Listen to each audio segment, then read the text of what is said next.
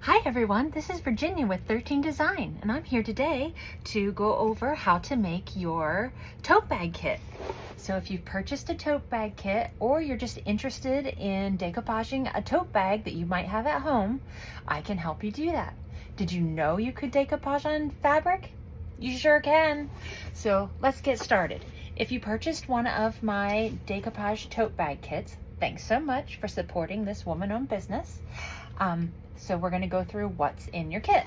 So we're gonna open it up, and inside you should find a really nice quality, cute sized tote bag,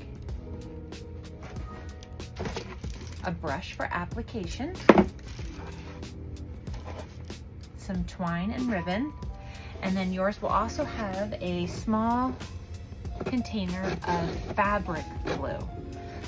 We make sure we use fabric glue with the tote bag decoupage kits because otherwise it gets a little too stiff and it's not pliable. So I'm just going to show you real quick one of the examples that I've already made. This one has more of a summer feel, maybe for the beach or for the pool. Make a splash. You can make your own with this design. This is our float-on design. With our kits, you get your choice of any one of our decoupage papers. So I just got back from a big show and it's getting close to Christmas. And one of our papers was really popular there, so I'm gonna go ahead and use that for this tote bag. I'm kind of doing it this way because maybe it's something you want to give as a gift. You can give the kit as a gift. Giving the gift of creativity is always a great idea. Or you can create it yourself and give it to someone special. So with the decoupage papers, you can pick the one with the 3 different sizes, which is great because you can do 2 other projects after you're done with the one that you have, or you can pick the larger sized paper. So we're going to see which one we think fits the best. This is our Winter Wonderland paper, and this was extremely popular at the last show I was at. So I'm going to use that today. So first I'm going to lay out my bag. Move the handles. I'm going to tip the camera down so that you can see what I am doing. Okay, so here is our tote bag, and we're just going to kind of see what we think we might like. Now the large paper is going to go all the way from top to bottom, the black bottom of the bag to the very edge of the top. But I have an idea for something I want to do around the top of the bag, so I think this is a little too big.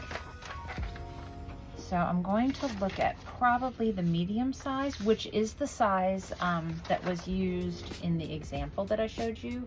It was the medium-sized float-on, and I think it fits really nicely, and it allows you some room to do some stuff at the top. So I kind of favor that size for this particular project.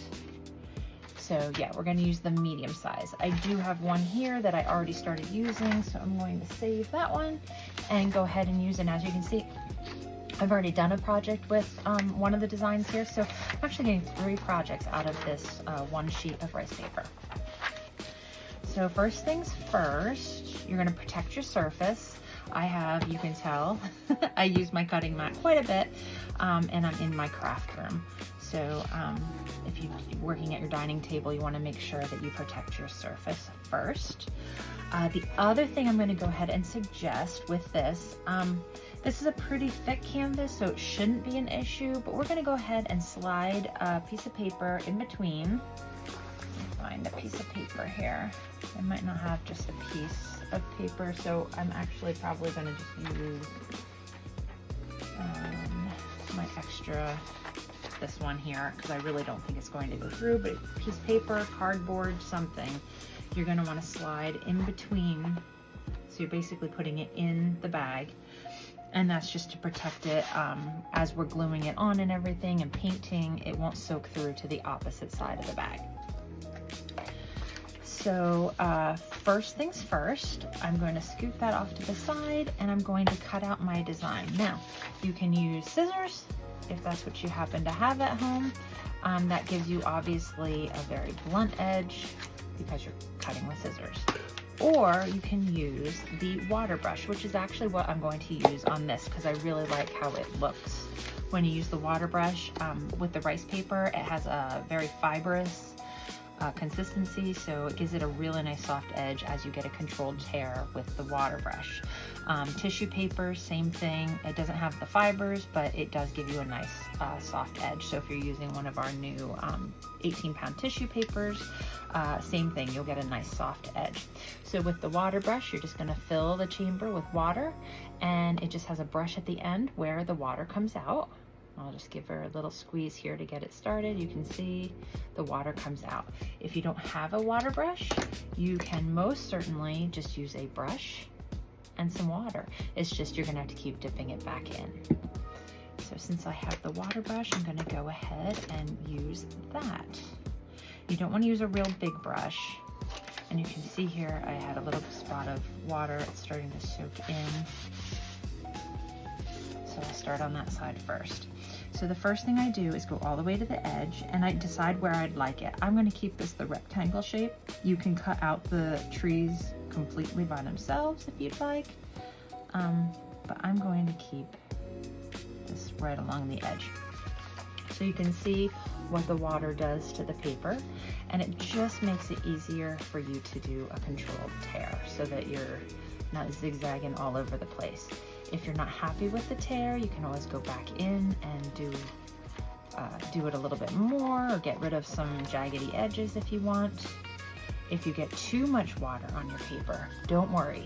It's not a big deal. It will dry. It is paper. So I'm just, as you can see, I'm holding onto it, pinching both sides and tearing. You can place it down and tear that way as well. I just like to kind of keep my finger alongside to guide it. I want to make sure that my tear is in the colored portion of my design, not in the white edge around the outside. So you can see here, if I kind of go along the edge and pull it out, that I have a nice soft edge. And that's what I kind of wanted for this, to make it blend in a little bit better. So I'm going to go ahead and do the whole rest of the outside. Let's speed it up.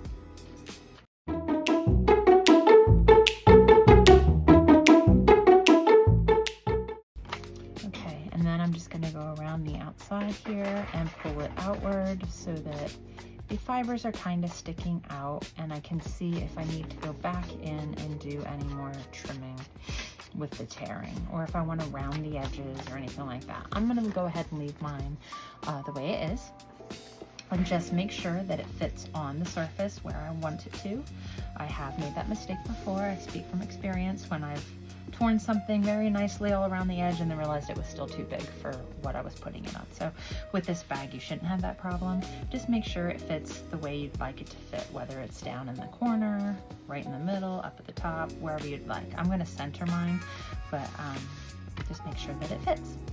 All right, and the next thing that we have, and I'm going to show you what it originally came in, is the Mod Podge fabric.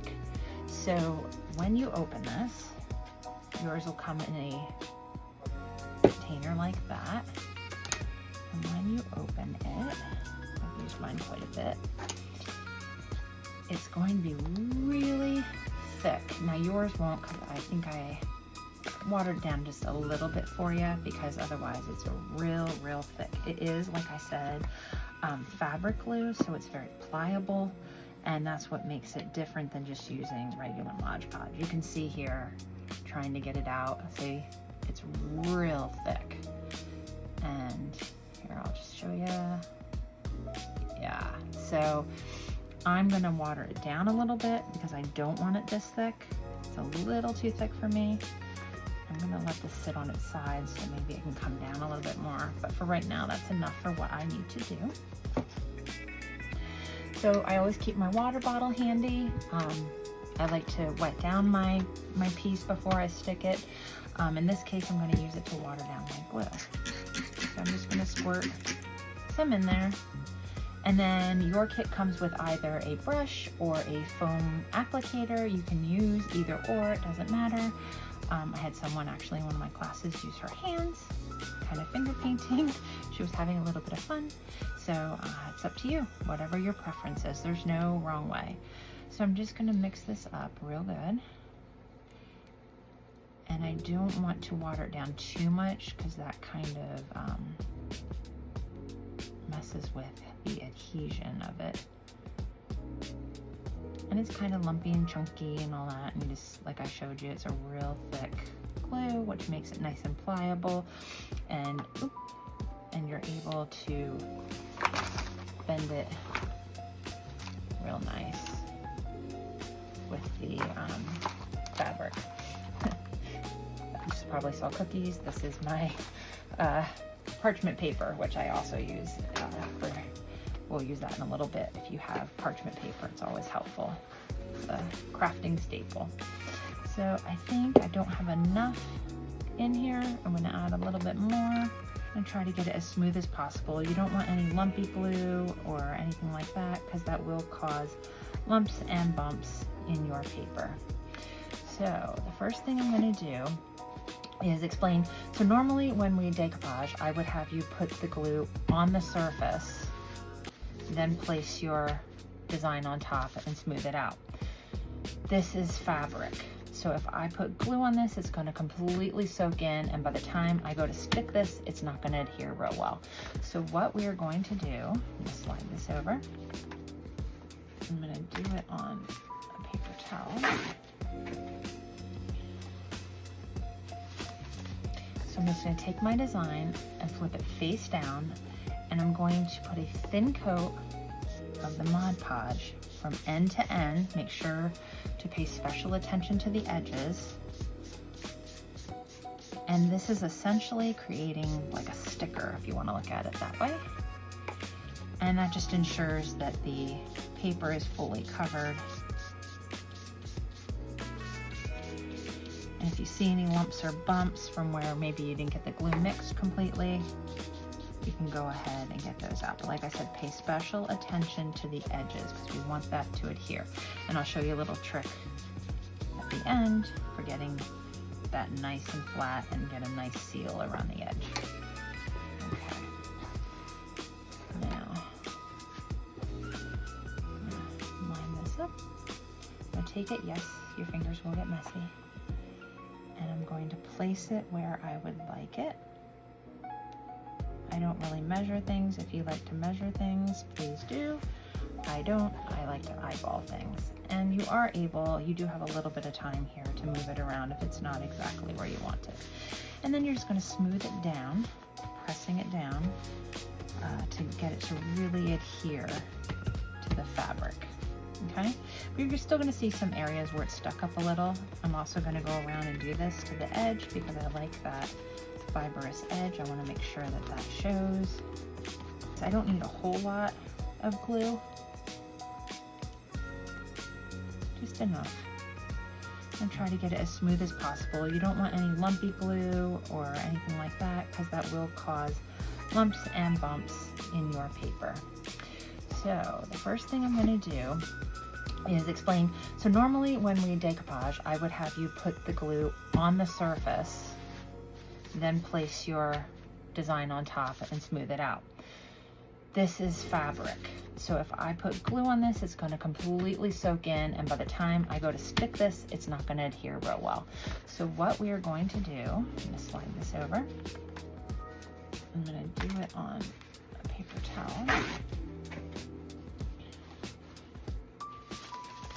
So I'm just going to take my design and flip it face down, and I'm going to put a thin coat of the Mod Podge from end to end. Make sure to pay special attention to the edges. And this is essentially creating like a sticker, if you want to look at it that way. And that just ensures that the paper is fully covered. And if you see any lumps or bumps from where maybe you didn't get the glue mixed completely, you can go ahead and get those out. But like I said, pay special attention to the edges because we want that to adhere. And I'll show you a little trick at the end for getting that nice and flat and get a nice seal around the edge. Okay. Now, line this up. I'm going to take it, yes, your fingers will get messy. And I'm going to place it where I would like it. I don't really measure things. If you like to measure things, please do. I don't. I like to eyeball things. And you are able, you do have a little bit of time here to move it around if it's not exactly where you want it.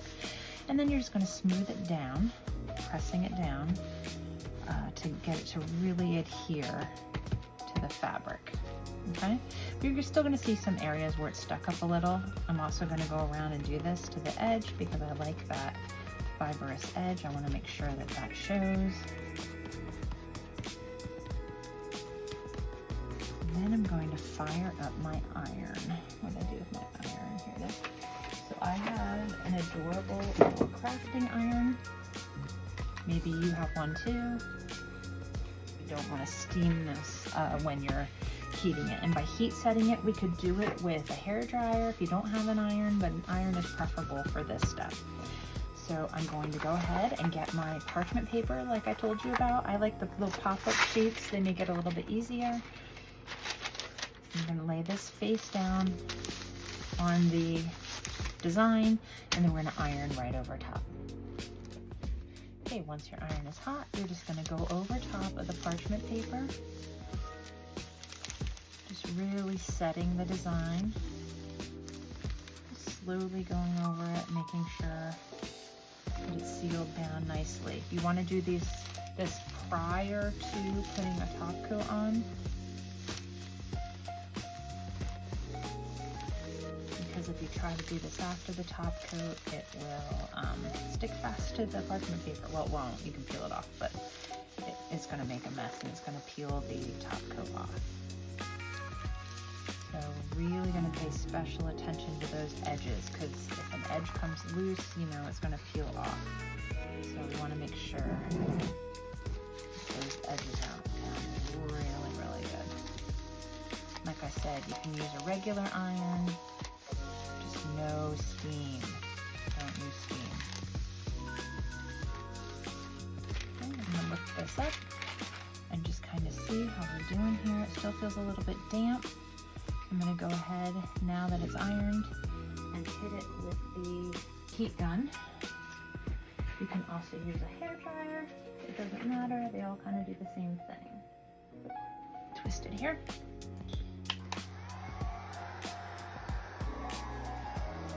So I just like to go around and use my fingers to constantly be smoothing it to make sure it's nice and smooth. No lumps, bumps, bubbles, wrinkles, or anything like that. Let's speed it up.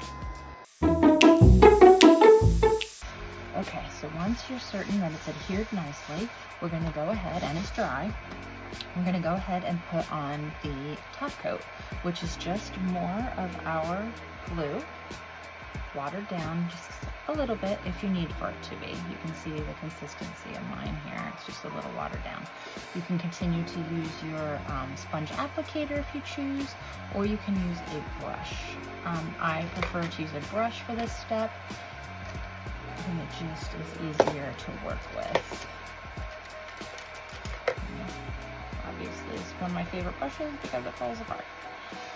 So I'm just going to get it wet first, and then I'm just going to cover the top in a thin layer, and this is just to protect it. I'm going to do the back and forth, nice smooth brush strokes to make it look nice. I do use a matte finish so that it's a little bit more forgiving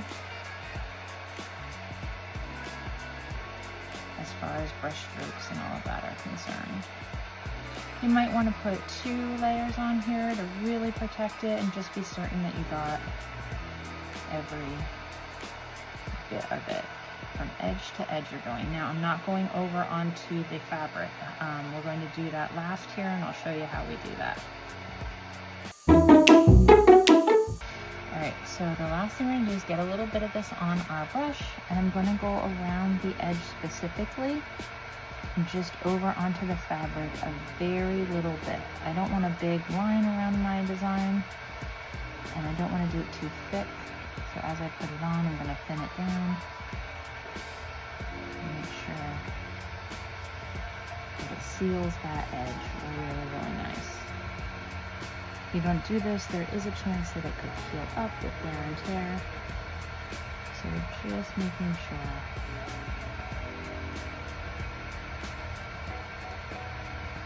it is sealed up. I'm going to do it around the whole thing.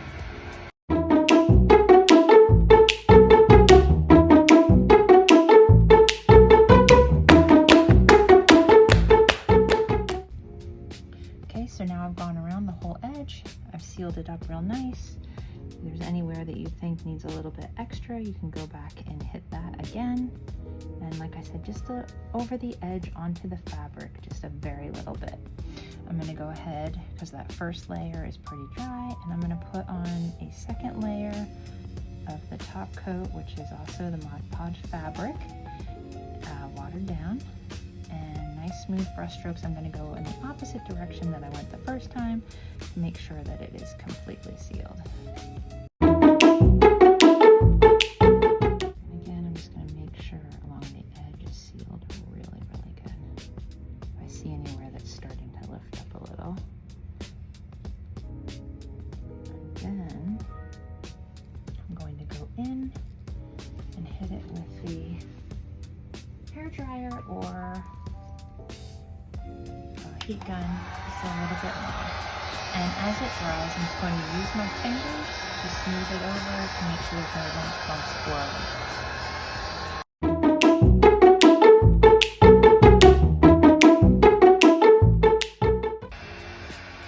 Okay, so once it's completely dry, you might notice to the touch it feels sticky. That's just the consistency of the fabric Mod Podge. It takes about 30 days for it to fully cure. That doesn't mean that you can't use it, just lightly use it. No getting crazy with it here. And if you're giving it for a gift, just give it about a week to really set, and then it won't be sticky. And you can see as it cools, it's not as sticky. And I just want to check my edges again to make sure that they look really good. You can see it did go over onto the fabric just a little bit, but again, that was just to seal it.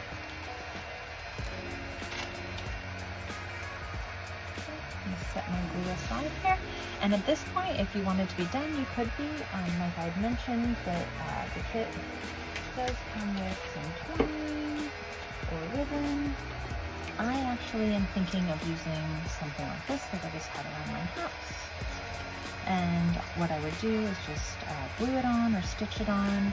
I just thought that would make a nice gift bag that they can actually keep and use. Another thing that I like to do with this particular one, if you have any red paint, just red acrylic, just some red acrylic paint or red chalk paint sitting around, something else that I'd love to do for these, especially if I'm using it as a gift bag for the holidays. I take some of the paint in a small brush, or you could take, if you have a pencil, which I don't see one here in the room, just for this. You can use a glue stick end if you wanted a perfect circle. But I'm going to use the little brush here. I'm just going to squeeze a little bit out into the lid.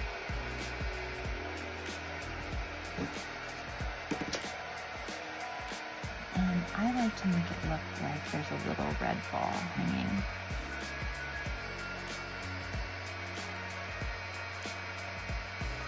So I just paint a little red circle.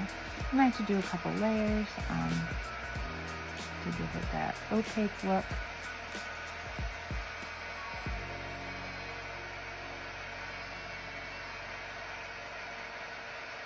I like to do this after I seal it because it's a little bit easier to clean up, and then you can go ahead and add a little bit of the, just go over the ball itself with a little bit of the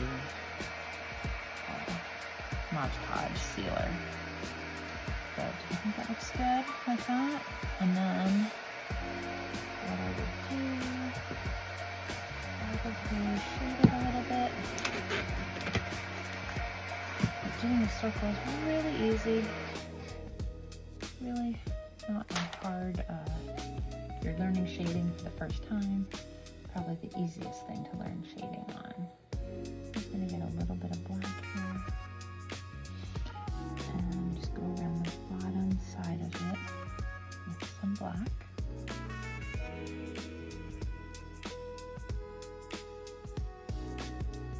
And then kind of blend it in.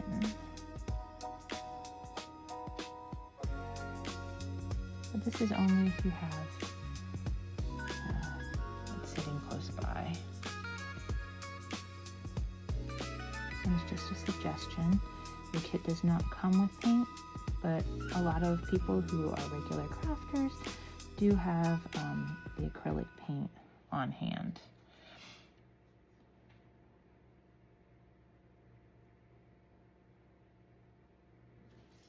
Okay. And then just a little dab of white for the little shiny spot on the ball. Same brush and just a little shine spot. And that's just another way you can make it just a little special. You can see the little ball hanging there. Just cute for Christmas. You can put a whole bunch on your tree or just the one. And then, like I said, once this dries, then we're gonna go ahead and go over it, just the ball, with the seal coat. I like to do it after I've seal coated the whole thing, because if you make a mistake, it's a lot easier to use a little bit of water and get the paint up to fix that. And then your kit comes with twine or little fun ribbon. You can put that around the top edge. You can tie a bow on the handle. Whatever you'd like to do, it's yours to customize. I had this ribbon at home, and because I'm going to be making this into a little Christmas gift bag, I'm going to go ahead and glue or stitch this around the top. But follow my page on Facebook, 13 Design Art, and you can see what I end up doing with this. Maybe I'll do it around here. I don't know. Maybe I'll stencil around it. You'll just have to wait and see. Thanks so much for joining me, and I hope you enjoy your tote, or whomever you're giving it to enjoys it. Thanks so much again for supporting my woman-owned business. Have a great day.